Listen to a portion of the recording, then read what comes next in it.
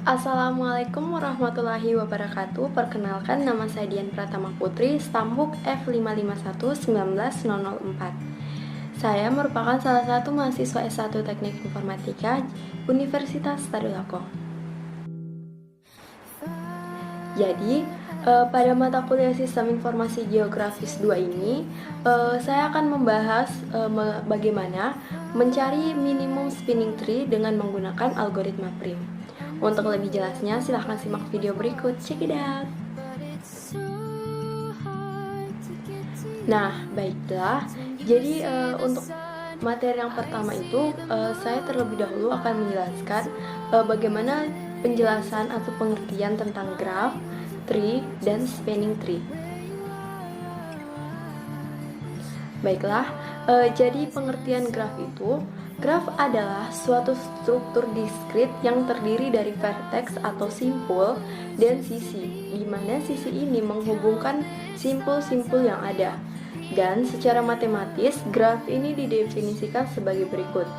Graph atau G didefinisikan sebagai pasangan himpunan V, E, yang dimana V merupakan himpunan tidak kosong dari simpul, vertis, atau node. Kemudian, E sendiri merupakan himpunan sisi, edges atau arch yang menghubungkan sepasang simpul. Selanjutnya adalah pengertian tree. Jadi, tree atau pohon adalah suatu graf tak berarah terhubung yang tidak mengandung sirkuit. Karena definisi pohon tersebut diacu dari teori graf, maka sebuah pohon dapat mempunyai sebuah simpul tanpa sebuah sisi pun. Dengan kata lain, jika graf sama dengan vertex edges merupakan sebuah pohon, maka V tidak boleh berupa himpunan kosong, tetapi E boleh merupakan himpunan kosong. Kemudian, berdasarkan definisi tersebut, ada dua sifat penting pada pohon, yaitu terhubung dan tidak mengandung sirkuit. Yang dimaksud dengan terhubung adalah pada setiap pasangan simpul pada pohon terdapat lintasan yang menghubungkannya, di mana yang dimaksud tidak mengandung sirkuit itu berarti tidak terdapat lebih dari satu lintasan yang menghubungkan setiap pasang simpul pada pohon. Selanjutnya kita masuk pada pengertian spanning tree. Jadi spanning tree sendiri merupakan semua nodes atau terdiri dari semua nodes dalam graph dan beberapa edges sehingga semua node saling terhubung. Dan spanning tree juga merupakan graph terhubung yang diperoleh dari meotus sirkuit dalam graph. Dan bobot spanning tree adalah jumlahan dari bobot edges. Nah, baiklah, jadi sebelum kita masuk pada contoh kasusnya, jadi saya akan terlebih dulu menjelaskan bagaimana langkah-langkah dari algoritma prim itu sendiri.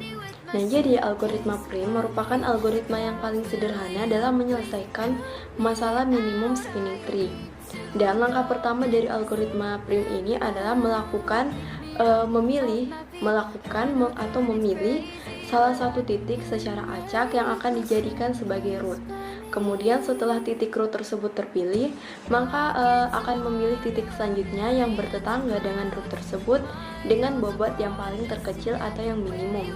Nah, selanjutnya kita memilih lagi titik yang memiliki bobot terkecil yang bertetangga dengan dua titik sebelumnya, dengan syarat tidak terjadi sirkuit pada sisi yang telah terpilih. Kemudian kita akan melakukan langkah tersebut hingga seluruh titik tersebut terhubung tanpa membentuk suatu sirkuit sehingga terbentuk suatu penyelesaian minimum spinning tree. Nah, setelah kita mengetahui langkah-langkah dari algoritma prim, kita langsung masuk pada contoh kasus dari algoritma prim. Nah, baik, jadi sudah terdapat sebuah graph yang dimana di sini ada graph dengan bobot yang bisa dilihat sendiri. Nah, jadi karena ini merupakan graph yang tak berarah, saya akan memilih satu titik yang akan saya jadikan sebagai root. Nah, jadi misalkan di sini saya menggunakan acuan atau titik A, saya menggunakan titik A sebagai root. Nah, kemudian langkah selanjutnya saya akan memilih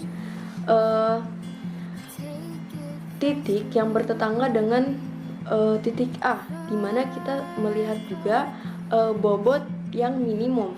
Nah, di sini sudah terdapat AB dan AH dengan AB bobot 6 dan AH dengan bobot 10. Nah, jadi bisa kita lihat di antara dua bobot tersebut yang paling terkecil itu adalah 6. Maka saya akan memilih bobot 6 dengan AB. Nah, berikut tampilannya. Saya sudah mengubah warna agar mengetahui bahwa titik AB tersebut sudah kita gunakan. Nah, selanjutnya kita akan memilih titik lagi, di mana kita sudah memiliki dua titik sebagai acuan, yaitu titik A dan titik B. Kemudian kita akan melihat lagi titik mana yang memiliki tetangga dengan bobot yang terkecil. Di sini terdapat AH dengan bobot 10 seperti tadi, dan B bertetangga dengan titik C dengan bobot 10 dan BH dengan bobot 13. Nah, bisa kita lihat untuk titik A dan H itu memiliki bobot 10 sama dengan titik B dan titik C dengan bobot 10. Nah, jadi jika kita menemukan nilai bobot dalam jumlah yang sama, kita bebas memilih bobot yang mana dengan syarat tidak terjadi sirkuit.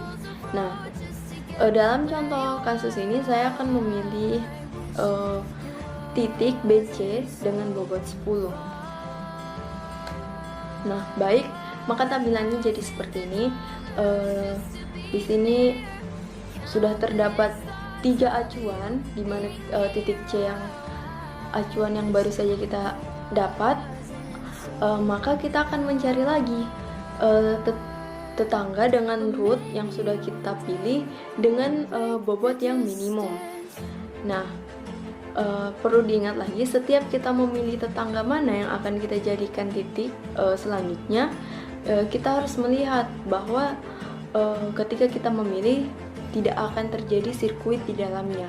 Nah, jadi di sini terdapat titik AH dengan bobot 10, kemudian BH dengan bobot 13, kemudian ada CD dengan bobot 9, CI dengan bobot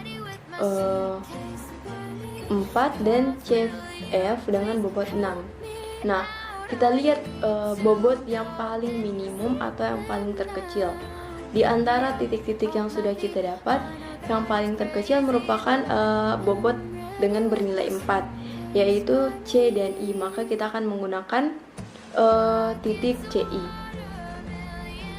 Nah, baiklah, di sini kita sudah memiliki 4 acuan, di mana ada A, B, C, dan I. Nah, acuan yang baru itu titik yang baru terdapat IH dan IG. Nah, kemudian kita lihat ketika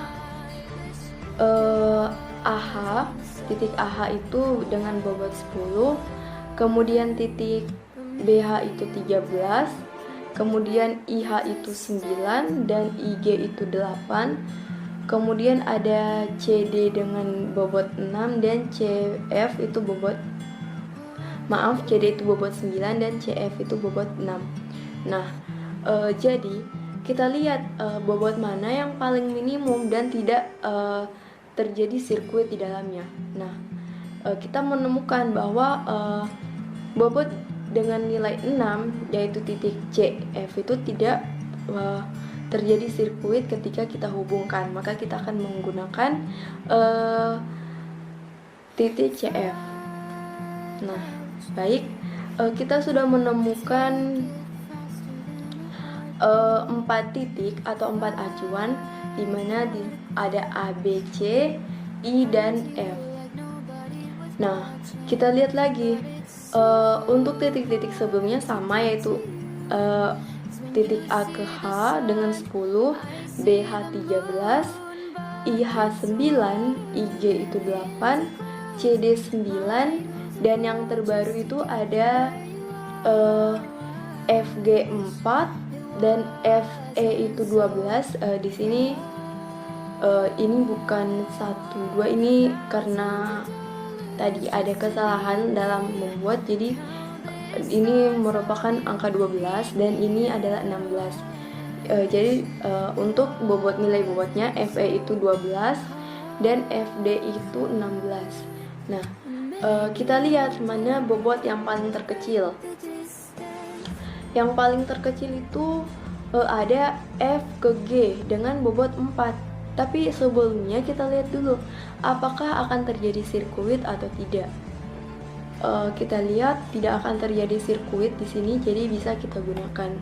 Nah, baik, kita sudah memiliki 1, 2, 3, 4, 5, 6. Kita sudah memiliki 6 acuan atau 6 titik.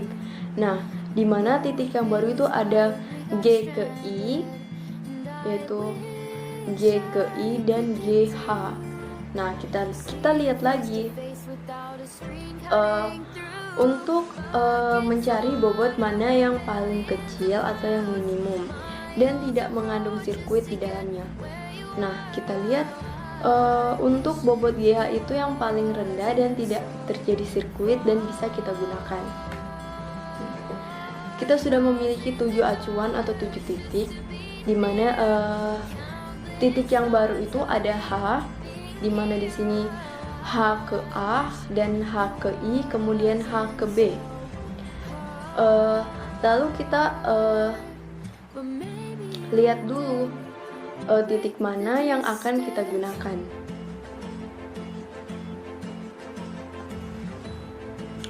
Lalu kita lihat dulu titik mana yang kita akan gunakan. Di sini untuk titik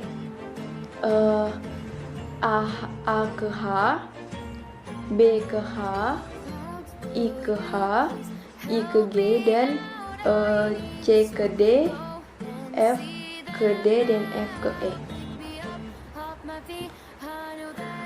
Di sini ada bobot yang paling rendah, yaitu bobot 8, yaitu G ke I.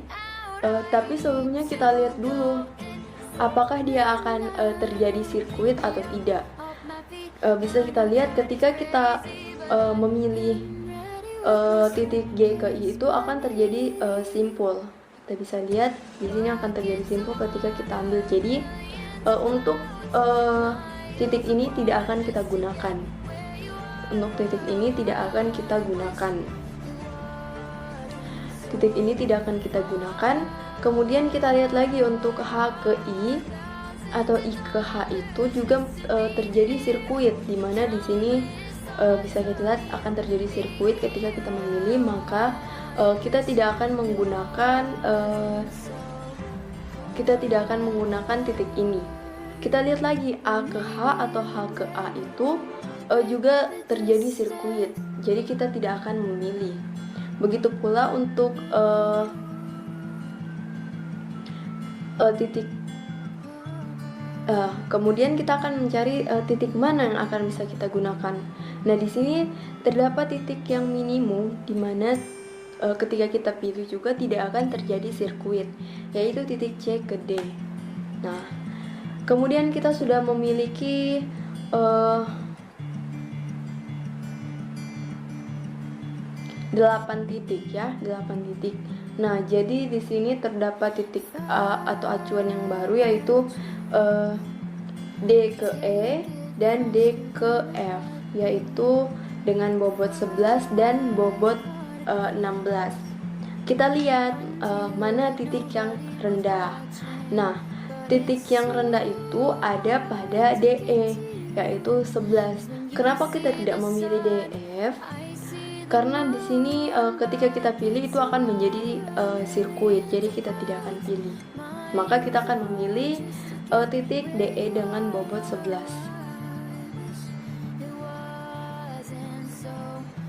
Nah, kita sudah lihat semua titik-titik tersebut sudah terhubung dan tidak ada lagi titik yang kita bisa cari nilai minimumnya, karena ketika kita masih mencari lagi, maka graf tersebut akan terjadi sirkuit di dalamnya.